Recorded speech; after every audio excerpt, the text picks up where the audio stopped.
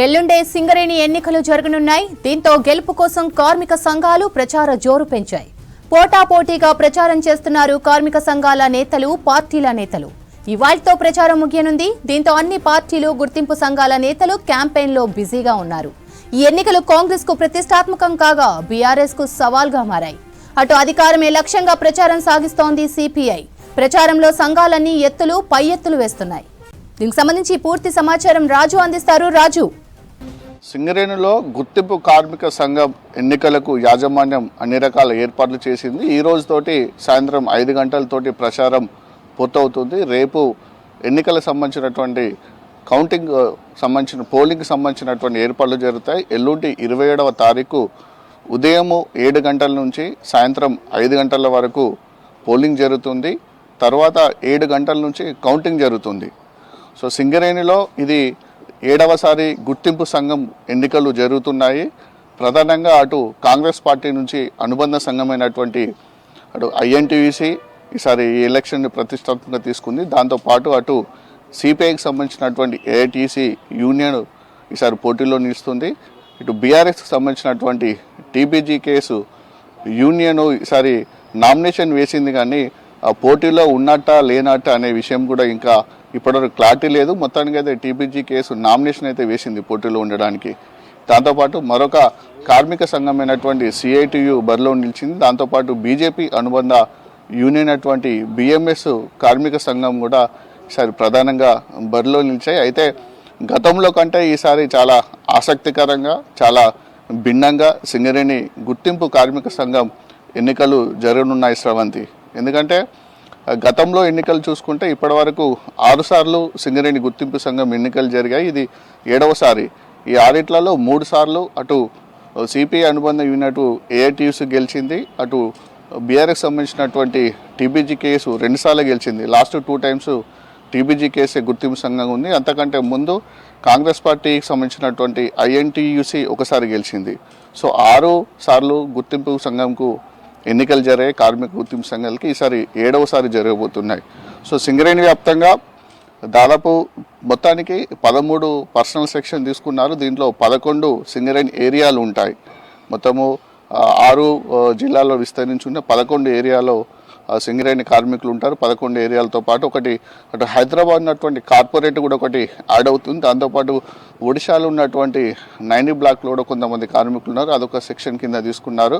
So కంప్లీట్గా 13 personals కింద కూడా ఈసారి ఎన్నికలు జరగబోతున్నాయి. మొత్తానికి 39,748 మంది కార్మికులు ఇటు కార్మిక సంఘం తరపున ఓట్లకు ఎలిజిబుల్గా కూడా గుర్తించింది. 39,748 మంది కార్మికులు తమ ఓటు హక్కును వినియోగించుకునే అవకాశం ఉంది. సో ప్రధానంగా చూసుకుంటే ఇక దీనికి సంబంధించి సింగరేణి వ్యాప్తంగా 84 పోలింగ్ కేంద్రాలను ఏర్పాటు చేశారు. 11 చోట్ల కౌంటింగ్ జరగనుంది. సో ఈసారి ఎందుకు గతంలో కంటే భిన్నంగా ఎలక్షన్ జరుగుతున్నాయంటే, సో ప్రధానంగా మొన్న ఇటీవల జరిగిన ఎలక్షన్లో సాధారణ ఎన్నికల్లో అటు కాంగ్రెస్ పార్టీ ప్రభుత్వం అధికారంలోకి వచ్చింది. అంటే కార్మిక సంఘం ఎన్నికలు ఎప్పుడైనా సరే గవర్నమెంట్లో ఏ పార్టీ ఉంటుందో ఆ పార్టీకి అనుబంధ సంఘము ఎక్కువగా గుర్తింపు సంఘం యూనియన్గా రావడానికి అవకాశం ఉంటుంది. లేకుంటే ఆ పార్టీ ప్రభుత్వము ఎవరికైతే మద్దతు తెలుపుతుందో ఆ యూనియన్ కానీ గుర్తింపు సంఘంగా రికగ్నైజ్ యూనియన్గా గెలిచే అవకాశం ఉంటుంది. సో ఈసారి కాంగ్రెస్ పార్టీ గెలిచింది కాబట్టి, అంటే తక్కువ టైం ఉంది కాబట్టి, అయినప్పటికీ కూడా ఐఎన్టీయూసీ యూనియన్ మాత్రము ప్రచారంలో ఇప్పటివరకు ముందుందని చెప్పవచ్చు. చాలా చోట్ల కూడా ఇప్పటికే ప్రచారాన్ని ఎప్పటినుంచో ప్రారంభించాయి. సో సాధారణ ఎన్నికల కంటే ముందు నుంచి కూడా ఈసారి కాంగ్రెస్ పార్టీ నుంచి ఐఎన్టీయూసీ ప్రచారంలో ఉంది. ఎందుకంటే గత కొద్ది రోజుల నుంచి గత ప్రభుత్వము, బీఆర్ఎస్ ప్రభుత్వము సింగరేణి ఎన్నికలను హైకోర్టుకు వెళ్ళి గతంలో 2 సార్లు వాయిదా వేస్తూ వచ్చింది. ఎందుకంటే సాధారణ ఎన్నికలు ఉన్నాయని అప్పుడు ఒకసారి వాయిదా వేసింది. అంతకంటే ముందు ప్రొడక్షన్ సంబంధించినటువంటిది యాజమాన్యంతో గత సంవత్సరం మార్చిలో జరగాల్సింది, అప్పుడు ప్రొడక్షన్ లేట్ అవుతుంది, ఎలక్షన్స్ ఉంటాయని అప్పుడోసారి యాజమాన్యంతో గత ప్రభుత్వం హైకోర్టులో కేసు వేయించింది. అప్పుడు వాయిదా పడ్డాయి. మళ్ళీ మొన్న సాధారణ ఎలక్షన్స్ కంటే ముందు జరగాల్సింది కూడా ఎలక్షన్స్ ఉన్నాయని కోర్టుకు వెళ్ళడంతో దాంతో మళ్ళీ వాయిదా పడ్డాయి. సో కాంగ్రెస్ పార్టీ ఎన్నికైన తర్వాత కాంగ్రెస్ పార్టీ కూడా మాకు కొంచెం సమయం కావాలని వారు కూడా యాజమాన్యంతో మరొకసారి హైకోర్టులో పిటిషన్ వేయించారు. కానీ ఈసారి ఖచ్చితంగా ఎన్నికలు నిర్వహించాలని హైకోర్టు ఆర్డర్ ఇచ్చింది. దీంతో ఎల్లుండి 27 తారీఖున కార్మిక సంఘం ఓట్లు కార్మిక సంఘం సంబంధించిన ఎన్నికలు జరగనున్నాయి. ప్రధానంగా కాంగ్రెస్ పార్టీ నుంచి ఐఎన్టీయూసీ బరిలోకి దిగిపోతుంది. చాలా గతంలో కంటే భిన్నమైన పరిస్థితి. ఎందుకంటే టీపీజీకేఎస్ యూనియన్ అసలు పోటీ చేస్తుందా లేదా అనేది ఒకటి ఇక్కడ అర్థం కాని విషయంగా ఉంది. ఎందుకంటే నామినేషన్ అయితే టీపీజీకేఎస్ యూనియన్ నామినేషన్ వేసింది ఎన్నికల్లో పాల్గొనడానికి. కానీ ఎక్కడ కూడా ఇప్పటి వరకు 11 ఏరియాలలో సింగరేణి వ్యాప్తంగా విస్తరించిన 11 ఏరియాలలో ఎక్కడ కూడా ఇప్పటివరకు ప్రచారం చేయలేదు. ఆ యూనియన్కి సంబంధించినటువంటి రాష్ట్ర అధ్యక్షుడు వెంకట్రావు, వర్కింగ్ ప్రెసిడెంట్ కింగర్ల మల్లయ్య, అలాంటి జనరల్ సెక్రటరీ మిర్యాల రాజిరెడ్డి ముగ్గురు కూడా గత 4 రోజుల క్రితము టీపీజీకేఎస్ యూనియన్కు రాజీనామా చేస్తున్నట్టు గౌరవ అధ్యక్షురాలు కవితకి ఒక రిజిగ్నేషన్ లెటర్ కూడా పంపించారు. తర్వాత వారిని పిలిచి కవిత చర్చలు జరిపింది.